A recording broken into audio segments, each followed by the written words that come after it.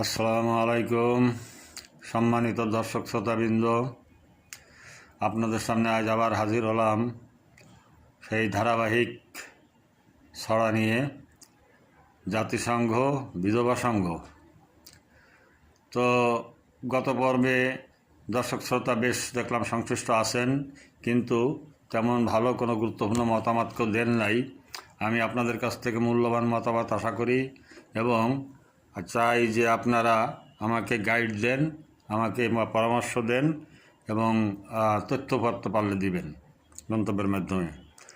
তো এই বিশ্ব পরিস্থিতি সম্পর্কেই লেখা, বিশ্ব রাজনীতি নিয়ে, সামাজিক প্রেক্ষাপট নিয়ে, আর মোড়লদের মোড়লিপনা এবং দুর্বল দেশগুলোর ভিতরে যে একতা নাই এবং আত্মঘাতী আচরণ, এইগুলোর উপরেই লেখা।